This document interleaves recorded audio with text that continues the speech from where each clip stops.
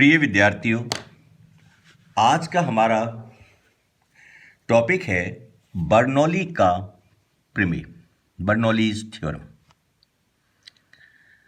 Swiss के महान गणितज्ञ हुए हैं डैनियल बर्नौली, जिन्होंने सन 1738 में सबसे पहले इस सिद्धांत को प्रतिपादित किया। बर्नौली प्रमेय के अनुसार जब कोई असंपीड्य और अश्यान द्रव किसी एक स्थान से दूसरे स्थान तक धारा रेखी प्रवाह करता है तो उसके मार्ग के प्रत्येक बिंदु पर एकांक आयतन की कुल ऊर्जा, एकांक आयतन की कुल ऊर्जा मतलब दाब ऊर्जा, गतिज ऊर्जा और स्थितिज ऊर्जा का योग नियत बना रहता है। इस प्रमेय को हम बर्नौलीज की थ्योरम, बर्नौली थ्योरम या बर्नौली का प्रमेय कहते हैं। बर्नौली सिद्धांत आदर्श तरल का सिद्धांत है, जबकि तरल नियत और रेखीय प्रवाह से गतिशील हो। ये इंपॉर्टेंट पॉइंट है, यहाँ आपको समझना होगा कि बर्नौली सिद्धांत जो है वो किसके लिए है लागू, जब तरल नियत और रेखीय प्रवाह से क्या हो, गतिशील हो, तब हम बर्नौली का सिद्धांत लागू करते हैं। बर्नौली प्रमेय का सूत्र यहाँ देखिए, P plus 1/2 rho V square plus rho G H is equal to constant. अब ये है क्या, देखिए यहां पर आइए आप पहले, ये तो कहलाती है एकांक आयतन की दाब ऊर्जा। फर्स्ट टर्म जो है वो है एकांक आयतन की दाब ऊर्जा।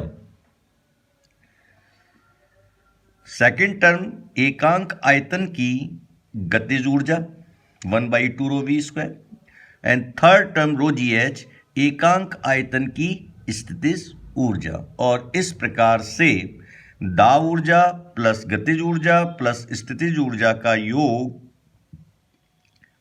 रेखीय प्रवाह में बहते द्रव के लिए प्रत्येक बिंदु पर क्या बना रहता है, नियत बना रहता है, जिसे हम बर्नौली की प्रमेय कहते हैं। बहते तरल के लिए ऊर्जा संरक्षण के सिद्धांत के तुल्य है। इंपॉर्टेंट पॉइंट है ये कि बहते तरल के लिए ये जो है किसके तुल्य है, ये ऊर्जा संरक्षण के सिद्धांत के तुल्य होता है। अब हम इसका प्रूफ देखेंगे, बर्नौली प्रमेय को सिद्ध करके बताएंगे आपको। यहां देखिए आप, माना कोई अश्यान असंपीड्य द्रव या तरल किसी असमान अनुप्रस्थ काट वाली नली पाइप में धारा रेखीय प्रवाह में बह रहा है। ये देखिए यहां चित्र दिखाई दे रहा है आपको, ठीक है। इस नली के एक्स सिरा ये दिखाई दे रहा है आपको, ये एक्स सिरे का अनुप्रस्थ काट का क्षेत्रफल A1 तथा वाई सिरे का अनुप्रस्थ काट का क्षेत्रफल A2 है। सिरे x की इस सिरे x के केंद्र की पृथ्वी के तल से ऊंचाई h1 और y सिरे के केंद्र की ऊंचाई h2 है। यहां आपको दिखाई दे रहा है, सिरे x पर द्रव का वेग कितना दिखाई दे रहा है आपको, v1 है और दाब p1 है। और इस सिरे पर आइए आप, y पर द्रव का वेग कितना है, v2 है और दाब p2 है। क्लियर?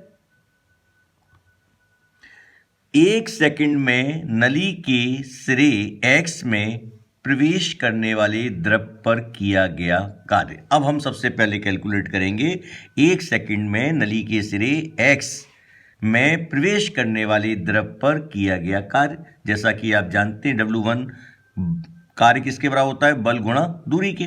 तो W1 बराबर होगा P1 A1 इंटू V1, क्योंकि 1 सेकंड में वो कितनी दूर जाएगा? V1 दूरी पार कर लेता है, ठीक है ना। तो और फोर्स कितना होगा? F1 P1 A1 होगा। तो P1 A1 ये तो फोर्स हो गया, और दूरी कितनी तय करेगा 1 सेकंड में? V1। तो 1 सेकंड में नली के सिरे X में प्रवेश करने वाले द्रव पर किया गया कार्य, ये बराबर होगा P1 A1 V1 के। इसी प्रकार नली के सिरे Y से निकलने वाले द्रव द्वारा 1 सेकंड में किया गया कार्य। अब यहां निकलने वाले Y सिरे से जो 1 सेकंड में द्रव निकल रहा है, उसमें किया गया कार्य W2, ये कितना होगा?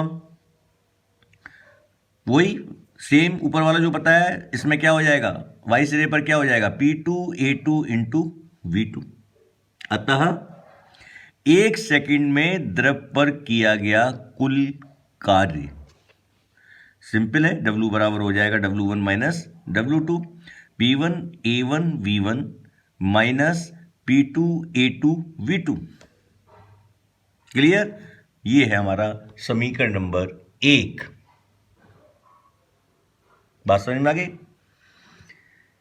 अब एक आशयान असंपीड्य द्रव के धारा रेखी प्रवाह के लिए जितना द्रव प्रति सेकंड नली में प्रवेश करता है, उतना ही द्रव नली में से निकलना चाहिए।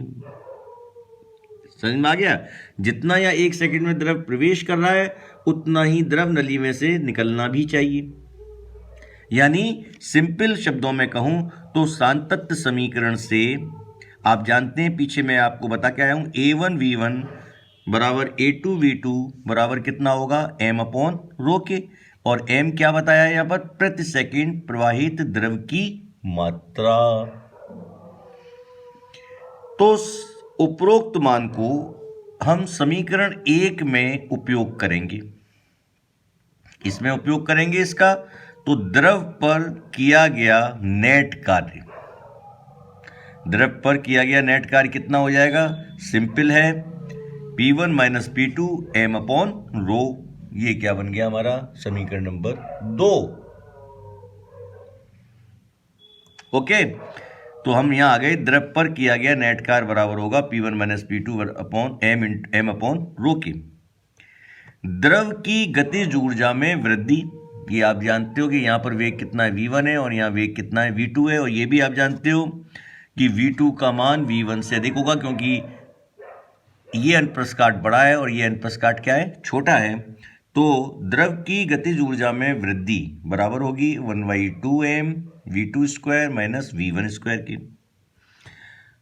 1 सेकंड में प्रवाहित द्रव की स्थितिज ऊर्जा में कमी, जब गतिज ऊर्जा में वृद्धि हो रही है तो स्थितिज ऊर्जा में कमी, क्योंकि ये सिरा नीचा है और ये सिरा ऊंचा है।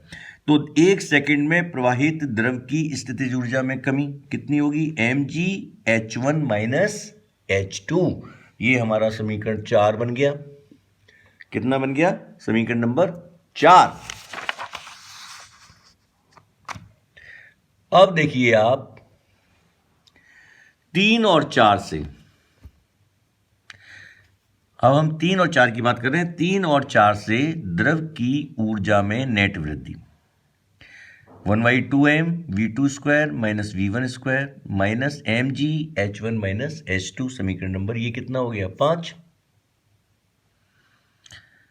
अब हमने पीछे निकाला था किया गया नेट कार्य, और यहां निकाला है द्रव की ऊर्जा में नेट वृद्धि। ये दोनों क्या होनी चाहिए? बराबर होनी चाहिए। किया गया नेट कार्य बराबर होना चाहिए ऊर्जा में नेट वृद्धि के। किया गया नेट कार्य हमने कितना निकाला था? P1 minus P2 m upon rho, ये बराबर होगा 1/2m V2 square minus V1 square minus mgh1 minus h2। समीकरण नंबर 6। अब पक्षांतरण करने पर, यानी 1 की टर्म वन साइड में ले लेंगे, 2 की टर्म एक साइड में ले लेंगे, तो ये क्या हो जाएगा? P1 प्लस 1/2 रो V1 स्क्वायर प्लस रो GH1 बराबर हो जाएगा P2 प्लस 1/2 रो V2 स्क्वायर प्लस रो GH2। क्लियर? तो ये कितना हो गया? P प्लस 1/2 रो V स्क्वायर प्लस रो GH क्या हो गया? कांस्टेंट हो गया। ये ही हमारी क्या थी? बर्नौली प्रमेय थी, यानी इसी को हम बर्नौली प्रमेय कह सकते हैं या बर्नौली का समीकरण कह सकते हैं। तो ये बर्नौली का समीकरण आ गया। ठीक है, अगर इस समीकरण में को रीअरेंज कर रहा हूं मैं, हमने रो जी से भाग दे दिया समीकरण 8 में। समीकरण 8 में हमने क्या किया? रो जी से भाग दे दिया, तो P upon rho G plus V square upon 2G plus H is equal to constant. बात समझ में आ गई? अब मैं आपको यहां एक और चीज बता दूं आपको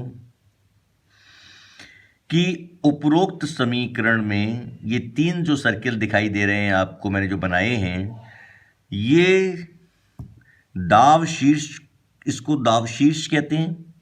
इस सेकंड सर्किल में जो लिखा हुआ V स्क्वायर अपॉन 2G, इसे वेग शीर्ष कहते हैं, और H को गुरुत्वीय शीर्ष कहते हैं। दाब शीर्ष, वेग शीर्ष और गुरुत्वीय शीर्ष की विमाएं ऊंचाई की विमा के तुल्य होती हैं और इनके योग को हम संपूर्ण शीर्ष या टोटल हेड कहते हैं।